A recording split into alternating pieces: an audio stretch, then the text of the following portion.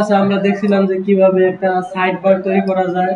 তার আগে দেখছিলাম আমরা কিভাবে একটা মেনু বার সুন্দরভাবে করা যায়। আজকে আমরা দেখবো যে কিভাবে একটা জিনিস সুন্দরভাবে রেসপন্সিভ করা যায়, মানে এক কথা বলতে গেলে মিডিয়া করে কাজটা কিভাবে করতে হয়, এই জিনিসগুলো আজকে আমরা দেখবো। তো এই যে হলো যে আমার ফাইল। এখন আমি এই জায়গায় আমি আউটপুটটা দেখে নিই। এই হলো যে আউটপুট। এখন আমি চাইতেছি যে এটা দেখেন আমরা যখন ছোট করবো তখন কিরকম হয়ে যায় এই জিনিসটা। এটা দিয়ে inspect।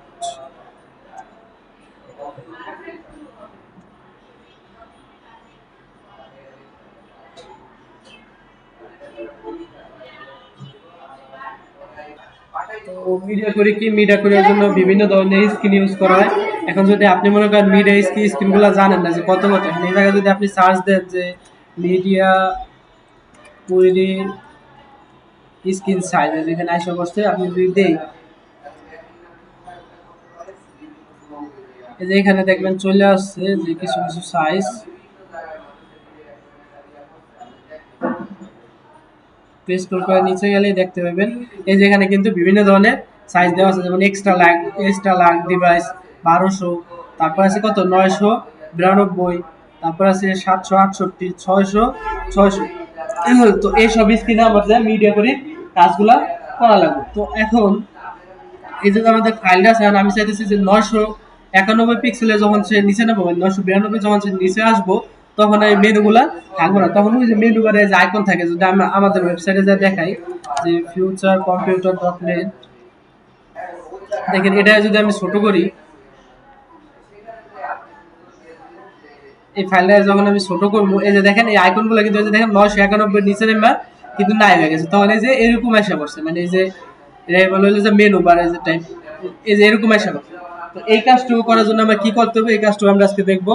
তো প্রথমে আমার হলো যে এই যে আমার ফাইলের প্রথমে আমরা একটা, যেহেতু আমার ওই আইকনটা লাগবো, এই জন্য আমরা ফোন টাসামের যে লিঙ্কটুকু আছে, এই লিঙ্কটুকু আমরা আগে নিয়ে নিই। এই যে আমার ফোন টাসাম, এই যে আমি লিঙ্কটা কপি করি, এখানে দিই।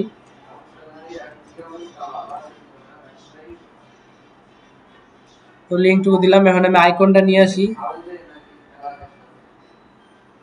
এই যে আমার আইকন, বাল লেখলেই পেয়ে যাবেন।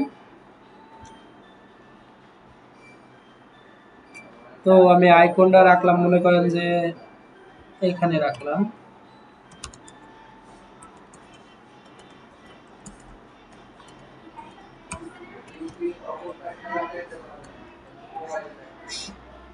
এখন যদি আমরা আউটপুটটা দেখি,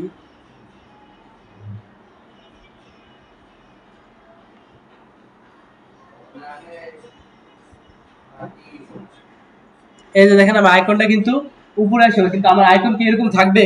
এরকম তো আর থাকবে না। তখন আমার কি করতে হবে, আমি এখন এই যে গেলাম, যাইয়া আমি স্টাইলে গেলাম, স্টাইলে যাই মেনু বার আইকনটারে এখন নান করে দিই, জায়গায় দিলাম জর্জ।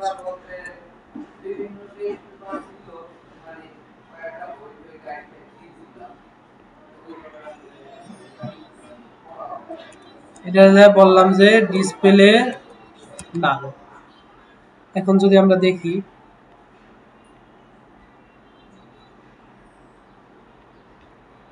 এখন কিন্তু আর এটা নাই, কিন্তু আমার এটা শো করবো কখন, যখন আমার স্ক্রিন 991 বা 992 নিচে যাবো, তখন এই কি এইগুলো সব নান হয়ে যাবো, আর ওই যে আমার আইকনটা নিচে ওইটা আমার শো করবো। তো এই কাজটুকু পাওয়ার জন্য আমার কি করতে হবে, আমি এখানে গেলাম, যাওয়ার পর আমি যাই বলবো যে ডলার কি @ মিডিয়া, তারপরে স্ক্রিন দিলে যাই দিবেন ম্যাক্স ওয়াইট, যেহেতু এটা আমার হোয়াইটের দিকটা ছোট হলে তখনই কাজ করবো। তো আমি যাই দিলাম যে ম্যাক্স ওয়াইট দেওয়ার পর আমি বললাম যে যখন এটা 991 পিক্সেলে আসবো, তখন এটা কি করব, তখন এই যে স্ক্রিন আছে, এই যে আমরা মেনু বারে যে আইকনটা যে নান করছি, তো এটাই জায়গায় এসে হয়ে যাবে ব্লু। কি হইব?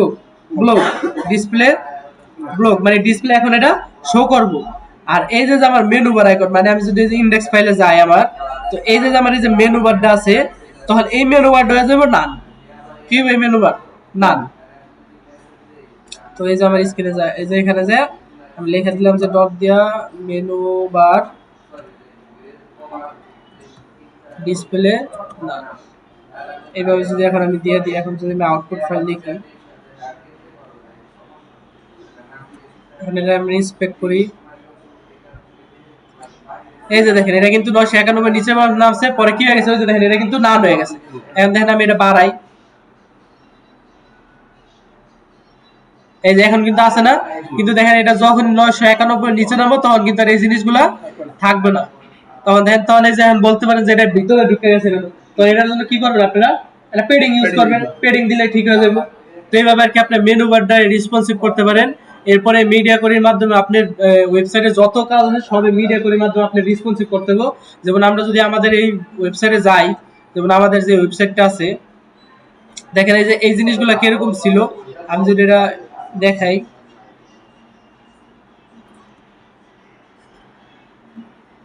দেখেন এই জিনিসটা কিন্তু এরকম ছিল। তখন কি হয়েছে, যখন এরা 991 পিক্সেলের নিচে নামছে তখন কিন্তু এটা কি হয়ে গেছে, ফ্লেক্স র্যাপ হয়ে গেছে। আপনি এইভাবে করতে হবে। গ্রিড, যদি গ্রিড ইউজ করেন তাহলে গ্রিড যদি এখানে ছিল কয় কলাম, 2 কলাম, তখন আপনি করে দিলেন যে 1 কলাম। তো এই জিনিসটা যদি আমি প্র্যাকটিক্যালি দেখাই, যে এই জায়গায় যে গেলাম, আমি এই জায়গায় যাওয়ার পর আমি এই জায়গায় যদি করি এই কাজটুকু, যে আমি দুটো বক্স নিই ফার্স্টে, এই জায়গায় আমি দুটো বক্স দিই, যে ডিপ ডট বক্স, এই জায়গায় দিলাম যে আমি deep dot box rho,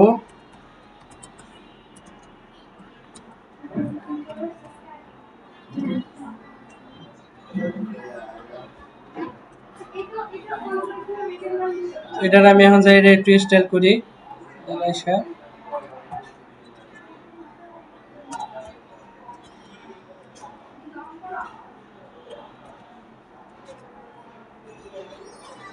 box রোলে আমি যা বললাম যে ডিসপ্লে গ্রিড দিয়েও করতে পারেন অথবা ফ্লেক্স দিয়েও করতে পারেন। যদি মনে করেন ফ্লেক্স দিয়ে করলে তো অটোমেটিক ওই যে ফ্লেক্স ট্যাপ ইউজ করলেও হয়ে যায়। কিন্তু আপনি যদি মনে করেন যে মিডিয়া কোরির মাধ্যমে কোনো একটা বক্স তৈরি করাবেন অথবা গ্রিডের মাধ্যমে যদি করে থাকেন, তাহলে এই জায়গায় আমি দিলাম যে ডিসপ্লে গ্রিড, আর দিলাম যে গ্রিড টেমপ্লেট কলাম 1F করে দিই আমরা, মানে দুই দিক দিয়ে সমান থাকবো দুইটা বক্সই। আর এই জায়গায় যে আমরা কলামডারে মানে বক্স কলামডারে দুইটা, ওইটার আমরা একটা কালার দিয়ে দিই,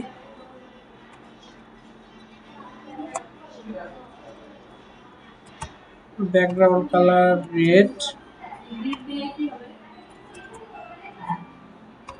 দাঁড়ান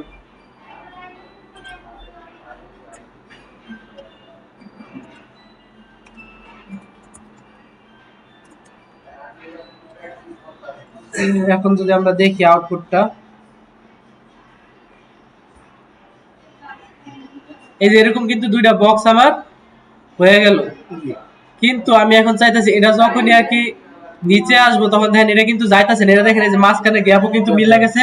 তো বক্স গুলা কিন্তু আর ওরকম ভাবে বোঝা যাইতেছে না। তো আমি চাইতেছি যখন এটা এই যে মানে 991 নিচে আসবো তখন এটা কি হয়ে যাবো, নিচে নিচে শো করবো। তো এটার জন্য আপনি কি করবেন, এটার জন্য যে এখানে যাইয়া জাস্ট এই যে আমার 991 পিক্সেল, এই জায়গায় জাস্ট বলবেন যে বক্স কলামে ধর, মানে বক্স রোডে ধরবেন।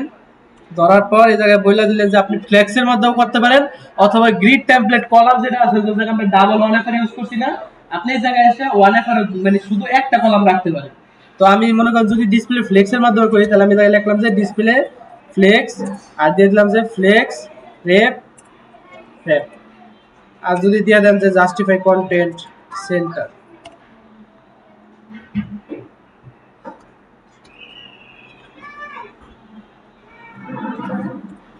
এই জায়গায় আমরা একটা গ্যাপ ইউজ করি, আমরা গ্যাপ ইউজ করি না। এখন যদি আমরা দেখি, দেখেন এটা আমি আস্তে আস্তে ছোট করি, আচ্ছা যাই হোক কাজ করে নাই।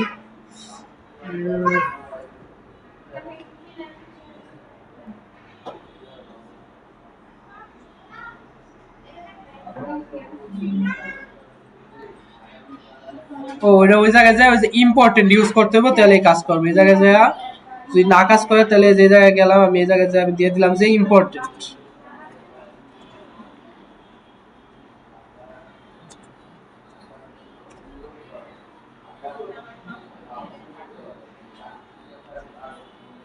এই যে দেখেন কাজ করছে। তো এইভাবে আপনি মিডিয়া করে কাজ করতে পারেন। এখন বলতে পারেন যে মিডিয়া করার জন্য আমি স্কিল কোনগুলো নিব।